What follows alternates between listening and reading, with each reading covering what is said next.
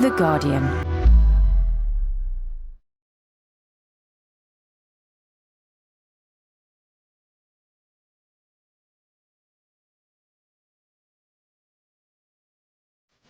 The Guardian Short Stories podcast.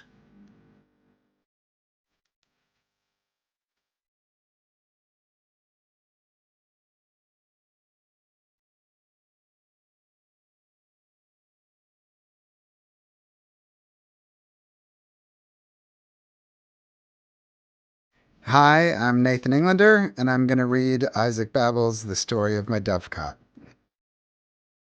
for Maxim Gorky.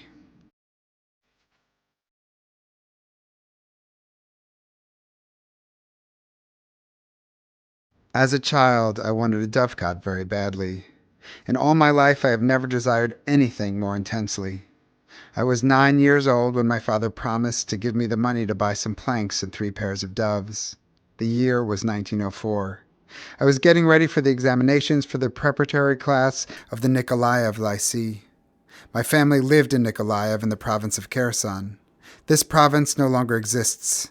Our town was absorbed into the district of Odessa. I was only 9 years old and was frightened of the examinations. In both Russian and mathematics, I could not afford to get less than 5, the highest grade. The Jewish entry quota for our lycée was harsh, only 5%. Out of 40 boys, only 2 Jews could be admitted into the preparatory class. The teachers would come up with the most cunning questions for these 2 boys. Nobody was given the kind of complicated questions we were. So my father promised to buy me doves on condition that I managed to get 2 5+. He tormented me more than I can say. I tumbled into a never-ending daydream, the long, desperate dream of a child, and though I went to the examination immersed in that dream, I still fared better than the rest. I was good at learning. The teachers, though they tried every trick, did not manage to waylay my mind and my sharp memory. I was good at learning, and so got 2 5s. But then the situation changed. Karatan Afrusi, the grain merchant who exported wheat to Marseille, proffered a 500 ruble bribe for his son. I was given a 5- instead of a 5, and the lycée admitted Afrusi Jr. in my place. My father was deeply pained by this.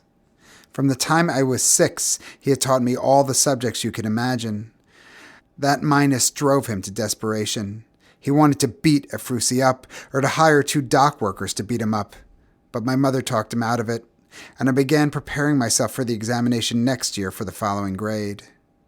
Behind my back, my family talked my tutor into going over the lessons for both the preparatory class and the first class within 1 year, and as we were completely desperate, I ended up learning 3 books by heart.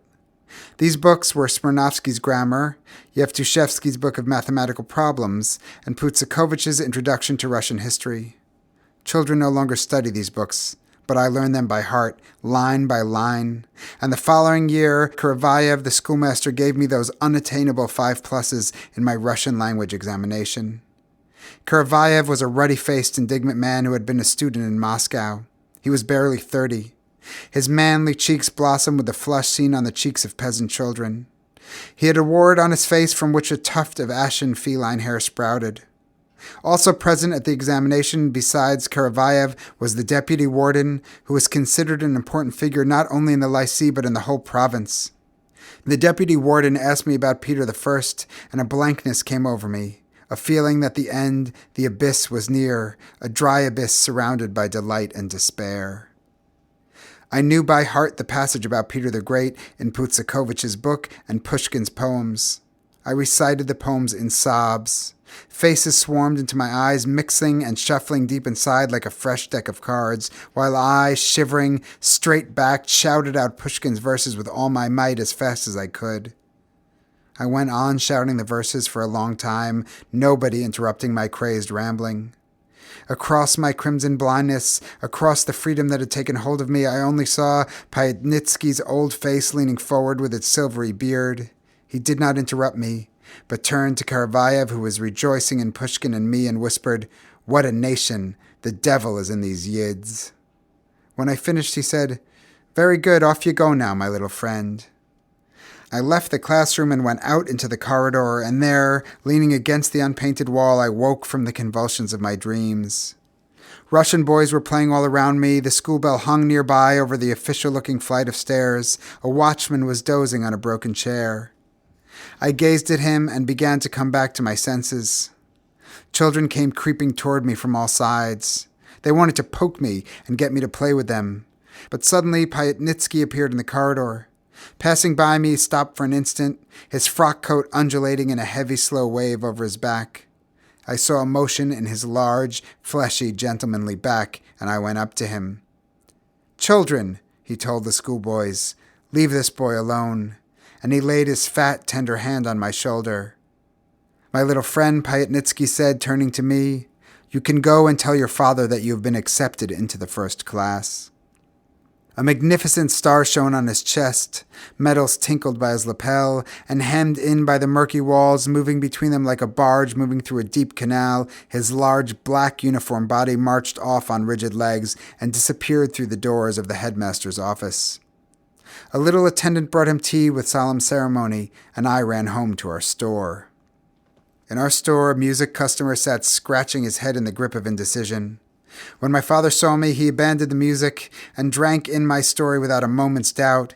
He shouted to his sales clerk to close the store and rushed over to Sobernaya Street to buy me a cap with the school emblem on it. My poor mother barely managed to wrest me away from my delirious father. She stood there pale, trying to foresee my fate. She kept caressing me and then pushing me away in disgust. She said that a list of all the children admitted into the lycée was always published in the newspapers, and that God would punish us, and that people would laugh at us if we bought a school uniform ahead of time. My mother was pale. She was trying to foresee my fate in my eyes, and looked at me with bitter pity, as if I were a little cripple, for she was the only one who fully realized how luckless our family was. All the men of our clan had been too trusting of others and too quick to take unconsidered action. We had never had any luck in anything. My grandfather had once been a rabbi in Belayat Tserkov, had been chased out of town for blasphemy, and then lived in scandal and poverty for another 40 years, learning foreign languages, and started going insane in his 80th year. My Uncle Lev, my father's brother, studied at the yeshiva in Volozhin, evaded conscription in 1892, and abducted the daughter of a quartermaster serving in the Kiev military district. Uncle Lev took this woman to California, to Los Angeles, where he abandoned her, and he died in a madhouse among Negroes and Malays. After his death, the American police sent us his belongings, a large trunk reinforced with brown iron hoops from Los Angeles. In this trunk were dumbbells, locks of woman's hair, Uncle's talit, whips with gilded tips, and herbal tea in little boxes trimmed with cheap pearls. The only men left in the family were Mad Uncle Simon, who lived in Odessa, my father, and me. But my father was too trusting of others. He offended people with his exhilarating welcome of first love. They did not forgive him for this, and so cheated him. This was why my father believed that his life was governed by a malevolent fate, an inscrutable being that pursued him and that was unlike him in every way. So in our family, I was my mother's only hope. Like all Jews, I was short in stature, weak, and plagued by headaches from too much study. My mother could see this clearly. She had never been blinded by her husband's destitute pride and his incomprehensible belief that our family would one day be stronger and richer than other people in this world. She did not foresee any success for us, was frightened of buying a school uniform ahead of time, and only acceded to having my picture taken by a portrait photographer. On September 20th, 1905, a list of all those who had managed to enter the first class was posted outside the lycée. My name was on that list. My whole family went to look at this piece of paper. Even Grandpa Shoyle, my great-uncle, went to the lycée. I loved this braggart of an old man because he sold fish in the market. His fat hands were moist, covered with fish scales, and reeked of wonderful cold worlds. Shoyle was also different from other people because of his fabricated stories about the Polish uprising of 1861. In the distant past, he had been an innkeeper in Skvira. He had witnessed the soldiers of Nicholas I shoot Count Godlewski and other Polish insurgents. But then again, maybe he hadn't witnessed this. Now I know that Shoyle was no more than an old fool and a naive teller of tall tales, but I have not forgotten those little tales of his. They were good tales. So even foolish Shoyle went over to the lycée to read the list that had my name on it, and in the evening he danced and stamped his feet at our beggarly feast. My father organized a feast of celebration and invited his comrades, grain merchants, estate brokers, and itinerant salesmen who sold agricultural machines in our region. These itinerant salesmen sold machines to everyone. Both musics and landowners were afraid of them, as they could not get rid of them without buying something. Of all the Jews, the itinerant salesmen are the most worldly and cheerful. At our feast, they sang drawn-out Hasidic songs made up of only 3 words, but with many funny intonations. Only those who have celebrated Passover with the Hasidim, or who have visited their boisterous synagogues in Volhynia, know the charm of these intonations. Old Lieberman, who taught me Hebrew and the Torah, also came to our house that evening. My family always addressed him as Monsieur Lieberman. He drank more Bessarabian wine than he should have. The traditional silk string slipped out from under his red vest, and he called out a toast in my honor in Hebrew.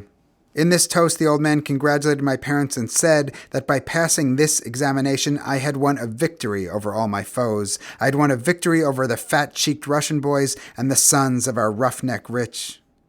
Thus, in ancient times had David, the king of the Jews, won a victory over Goliath. And just as I had triumphed over Goliath, so too would our people, through its sheer power of mind, triumph over the foes that surround us eager for our blood. Monsieur Lieberman wept, pronounced these words weeping, drank some more wine, and yelled Vivat. The dancing guests took him into the circle and danced with him the ancient quadrille as at a shtetl wedding.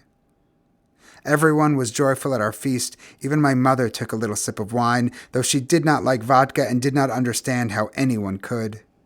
Which is why she thought all Russians were mad, and why she could not understand how women could live with Russian husbands. But our happy days were to begin later. For my mother, they began when she started making me sandwiches in the morning before I left for school, when we went from store to store buying festive supplies, a pencil box, a piggy bank, a school bag, new books with hard covers, and notebooks with glossy covers. No one in the world has a stronger response to new things than children. They shudder at the smell that new things give off, like dogs at the scent of a rabbit, and experience a madness which later, when one is an adult, is called inspiration. And this clean, childish feeling of ownership of new things infected my mother too. It took us a whole month to get used to the pencil box and the morning twilight, when I would drink tea at the edge of the large, brightly lit table and gather my books into my school bag. It took us a whole month to get used to our happy life, and it was only after the first school term that I remembered the doves. I had gotten everything ready for them, the 1.5 rubles and the dovecot made out of a box by Grandpa Shoyle. The dovecot was given a coat of brown paint. It had nests for 12 pairs of doves, a series of little slats on its roof, and special grating I'd invented so that it would be easier for other doves to come in too. Everything was ready. On Sunday, October 22nd, I set off to the wild game market, but I ran into unexpected obstacles along the way. The story I'm relating here, in other words, my entry into the first class of the lycée, took place in the autumn of 1905. Tsar Nicholas was in the process of giving the Russian people a constitution, and orators in threadbare coats were clambering onto podiums outside the buildings of the town councils and giving speeches to the people. On the streets at night, shots were fired, and my mother did not want to let me go to the wild game market. Early in the morning on October 20th, the boys from next door were flying a kite right outside the police station, and our water carrier, abandoning all his duties, strolled pomaded and red-faced along the street. Then we saw the sons of Kalistov, the baker, drag a leather vaulting horse out onto the street and start to do their exercises right in the middle of the road. Nobody tried to stop them. Samernikov, the constable, was even egging them on to jump higher. Samernikov was wearing a homemade silk waistband, and his boots that day had been polished to a shine they had never before achieved. An out-of-uniform constable frightened my mother more than anything else, and it was because of him that she would not let me go out. But I crept out onto the street through backyards and ran all the way to the wild game market, which lay behind the train station. Ivan Nikodimich, the dove seller, was sitting at his usual place in the market. Besides doves, he was also selling rabbits and a peacock. The peacock, its tail fanned out, sat on a perch, darting its dispassionate head from one side to the other. Its foot was tied with a twisted string. The other end of the string lay wedged under Ivan Nikodimich's wicker chair. The moment I got there, I bought from the old man a pair of cherry-red doves with wonderful ruffled tails and a pair of crested ones and hid them in a sack under my shirt. I still had 40 kopecks after my purchase, but the old man wouldn't give me a male and a female Kryukov dove for that price. What I liked about Kryukov doves was their beaks, which were short, mottled, and amiable. 40 kopecks was the right price for them, but the old man overpriced them and turned away his yellow face, harrowed by the unsociable passions of the bird catcher. As the market started closing, Ivan Nikodimych called me over, seeing that there weren't going to be any other buyers. Things turned out my way. Things turned out badly. Shortly before noon, or a little after, a man in felt boots walked across the square. He walked lightly on swollen feet, his lively eyes twinkling in his haggard face. "Ivan Nikodimych," he said as he walked past the birdcatcher, "gather up your bits and bobs. In town, the nobles of Jerusalem are being given a constitution. On Ribnaya Street, they've just served Grandpa Babel a helping of death." He made his way lightly among the cages, like a barefoot plowman walking along a field path. "This is wrong," Ivan Nikodimych muttered after him. "This is wrong," he shouted more adamantly, gathering up the rabbits and the peacock and pushing the Kryukov doves into my hands for 40 kopecks. I hid them under my shirt and watched the people run from the market. The peacock on Ivan Nikodimich's shoulder was the last to disappear. It sat like the sun in a damp autumn sky, like July on a rosy riverbank, a scorching July in long cold grass. There was no one left at the market, and shots were thundering not too far away. Then I ran to the train station, cut across the little park, which suddenly seemed to turn upside down, and I dashed into a deserted alley tamped with yellow earth. At the end of the alley sat legless Makarenko in a wheelchair in which he rode around town selling cigarettes from a tray. "Makarenko," I said, breathless from running, and patted the legless man on the shoulder. "Have you seen Shoyle?" The cripple didn't answer. His rough face of red fat and fists and iron was shining translucently. He was fidgeting in his chair. His wife, Katyusha, turning her puffed-up backside toward us, was riffling through things that lay scattered on the ground. "How many have you counted?" the legless man asked her, pitching away from the woman with his whole body, as if he knew in advance that he wouldn't be able to bear her answer. 7 pairs of spats, Katyusha said without straightening up. 6 duvet covers. Now I'm counting the bonnets. "Bonnets," Makarenko shouted, choked, and made a sound as if he were sobbing. "Obviously, God has chosen me to bear the cross. Katyusha, people are carting off whole bales of cloth. These people get nice and proper things, and what do we get? Bonnets." And sure enough, a woman with a beautiful, fiery face went running down the alley. She was holding a bunch of fezzes in one hand and a bolt of cloth in the other. In a happy, desperate voice, she was calling out to her children who had disappeared. A silk dress and a blue jacket trailed after her scuttling body, and she didn't hear Makarenko, who went rushing after her in his wheelchair. The legless man couldn't catch up with her. His wheels rattled. He moved the levers with all his might. "Madame," he yelled deafeningly. "Madamochka, where do you get the calico?" But the woman with the scuttling dress was no longer to be seen. A rickety cart came flying around the corner where she had just disappeared. A young peasant was standing upright in the cart. "Where has everyone run off to?" the young man asked, raising the red reins above his nags who were straining in the collars. "Everyone's on Sobernaya Street," Makarenko whined in an imploring voice. "Everyone's there, my dearest, my very dearest friend. Whatever you can grab, bring it here to me. I'll buy everything." The young man leaned forward over the front of his cart and whipped his skewbald nags. They bounced in their dirty cruppers like colts and went galloping off. The yellow alley was once again left yellow and empty. The legless man glared at me with his dead eyes. "Well, am I not the man that God singled out?" he said lifelessly. "Am I not the son of man, huh?" And he stretched out a hand flecked with leprosy. "What have you got there in that bag?" he said, snatching away the sack that had warmed my heart. The cripple's fat hand turned the sack upside down, and he pulled out a cherry-red dove. The bird lay in his palm, its feet sticking up.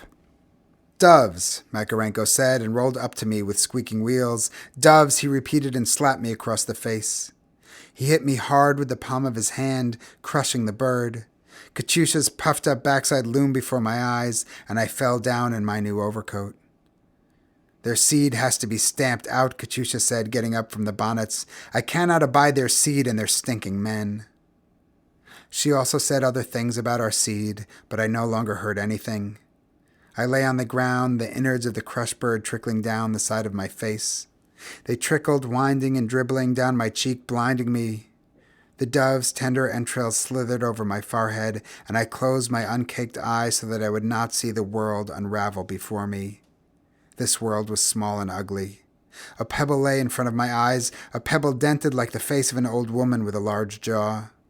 A piece of string lay near it and a clump of feathers still breathing. My world was small and ugly. I closed my eyes so I wouldn't see it and pressed myself against the earth that lay soothing and mute beneath me. This tamped earth did not resemble anything in our lives.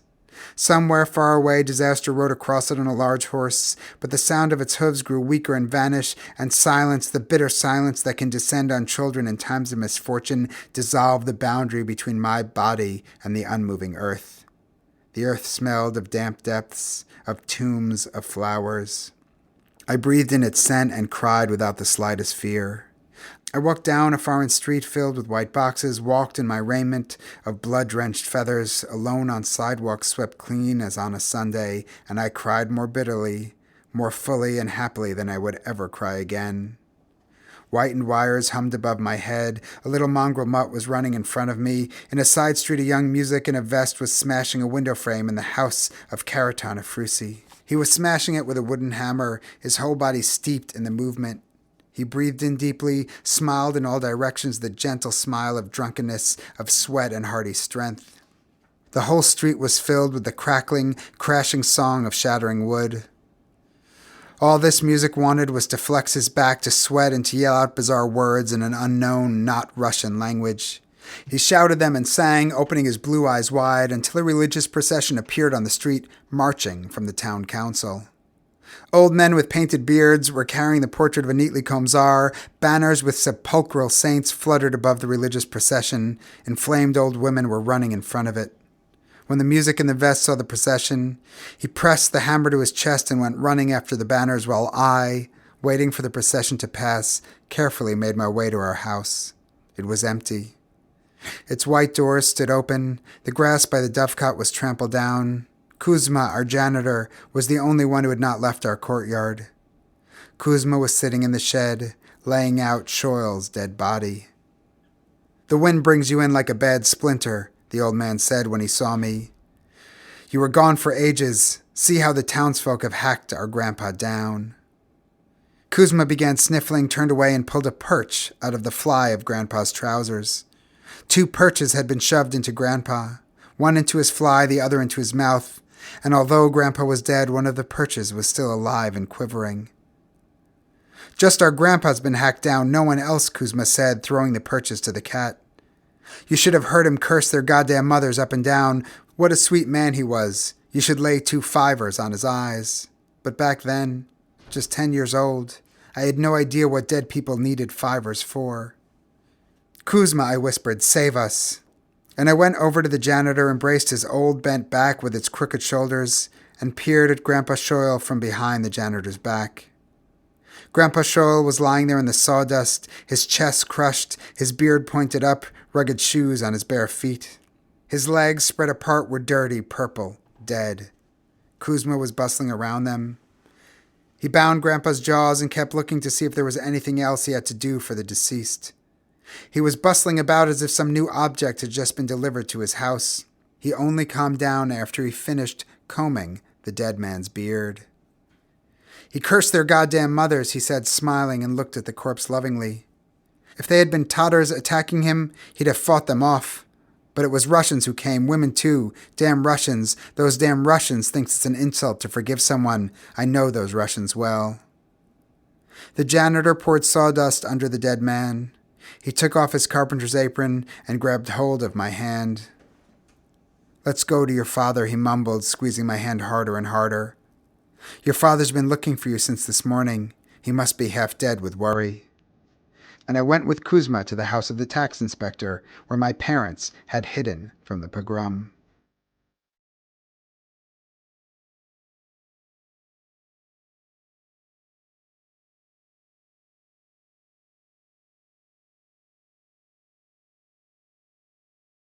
Now here's Lisa Allardyce, editor of Guardian Review. Tell me, why did you choose this story? Yeah, I chose it simply because it's close to my heart. I actually referenced it in my last book. I had a character declare it close to his heart, but there's a reason for that. And I teach it a lot. I think about it a lot. It's just an unbelievably beautiful story to me. I mean, I know it's dark and depressing, but I love his child narrator self. But what I really love is it's what a short story does. Simply, it's what a short story can do best in that way, which is what it's about as a kid who's been promised, some doves if he does well on his exams. That's what it is, but it's actually a history of the Jews in Russia. It's about pogroms. It's about, the end of Tsarist Russia. It's about, the inequalities of the place. It's about, life in these, sort of shtetl towns, or it's really contains his whole universe. And that's why to me it's just so beautifully structured, because it's always on point. Pass the exams, get the doves, but really the whole world invades this story. I mean, that's what history is for so many people. I used to think about this all the time when I lived in Jerusalem, where really people are just trying to go about their business, and, politics and history and, violence just invades the day to day. And to me, it can't sum it up more, because it even has its own drama on the family front, right? There's the drama between the mother and father, and just how they choose to be in the world, or the fact that the father wants to have this rich merchant beat up who's buying his way into school. There's already their own mini dramas and mini tensions and mini corruptions and many threats of violence, and even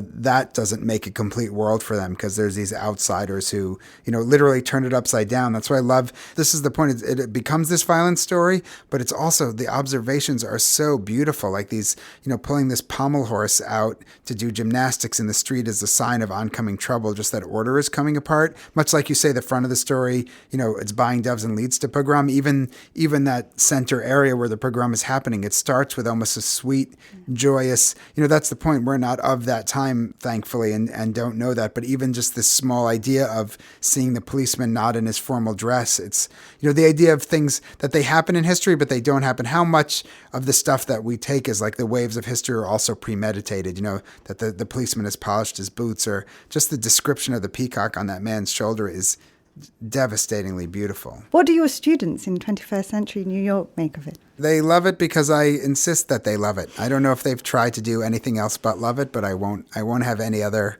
outcome. No, it ends up being a good story for discussion. As I said, it's just so massive, like so simple a premise, and that turns into such a massive story. So I always think it's a good teaching story, but not actually, I actually could take all that back, because truly why I teach it is because it makes me feel a certain way. I don't care about editions or anything, just get whichever one you want. The translation I read on the plane coming over to visit you and the one that I just read here are just utterly different. I don't remember, the cat, the shoes turn into clogs, the fivers are kopecks, the Cossacks turn into Russians. To me, even some of the most beautiful descriptions, I'll have them just read out a pretty line, and to hear, 4 or 5 versions of the same line that are all beautiful, but all really different. It's just even a good discussion of what makes meaning, what makes story, even, about the art of translation in its way. But yes, I have to say, every time I read this, I not only have a different experience because of space and time, it's because I keep ending up grabbing a different translation, and it always seems a different story. It's quite funny in places as well, isn't it? I liked the line, like all Jews, I was short in stature, weak, and plagued by headaches from too much study. Yeah, I was going to say, it's almost, it makes me giddy to read that line, which is like, would be anti-Semitic from the outside, but from the inside, it's very Woody Allen. It's almost like the precursor to a certain kind of idea. Because you know what? As tough Jews go, like Babel, he wore his glasses and stuff, he kept them on his head, but he rode with the Cossacks. I mean, he was a tough guy. He was, of course, the great Russian Jewish writer, and you are now the Jewish writer of the short story at the moment. How much of an influence has he been in a broader scale? That's very generous, but he's a huge influence. I mean, it's just, to me, it's specific books and specific moment. I remember when I moved to Jerusalem, this is really at the start of '96, I didn't even have my apartment. I'd rented a place for the summer with a friend. Like, I just had a mattress on the floor, and I remember sitting there just reading through the Odessa stories of childhood and his Red Cavalry stories of, being in the, army and riding with the Cossacks and stuff, and the way his collected stories break down. And again, the collections also change how they're organized. But yeah, just to see these different sections and see a writer's development and his point of view shift and his concern shift and his life change through story. I'm a wild fan of these stories. I swottily Googled it just before I saw you, and Harold Bloom had, of course, written an essay about it, and he says that this story is so good because it contains so many of the faces of Jewishness, and that every sort of Jewish stereotype is in it, from the pessimistic mother to the overachieving child, etc. Is the Jewishness something that attracts you to him as a writer specifically, or is it more as a craftsman?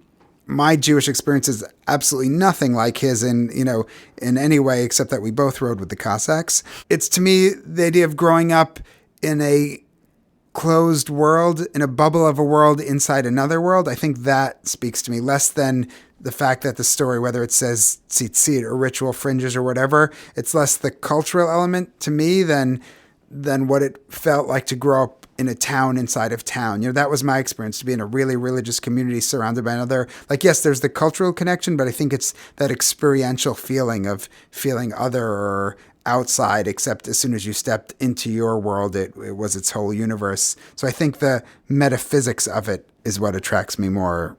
Why is the short story to you your chosen form? The short story really is close to my heart, and I feel like there's been as many novels as have changed me completely. I feel like there are singular stories that have just really affected the way I think and the way I am and the way I see the world. But when I'm writing a novel, I'm like, the novel is the only form. And when I'm writing the play is the only form. I think it's okay to become absorbed in the moment and be utterly, a cheerleader for that thing. But yes, from my start, I started with stories. I've come back to stories, and I don't ever plan, no matter what else I'm working on, not to be writing stories in this life. And I think maybe I just see it as an organic, natural style. It's how story forms. I could tell you a story now that's as long as a short story. We've all had those phone calls. I feel like it's that. Every once in a while someone tries to tell you, a friend's, upset and wants to tell you a novel-length story on the phone, but you have to be a really good friend to sit through that or not ask to call back in a while. I really feel like this is actually in time and space. It is really, once, I think people started using language and started communicating in that way, I really think this is the natural size of told story.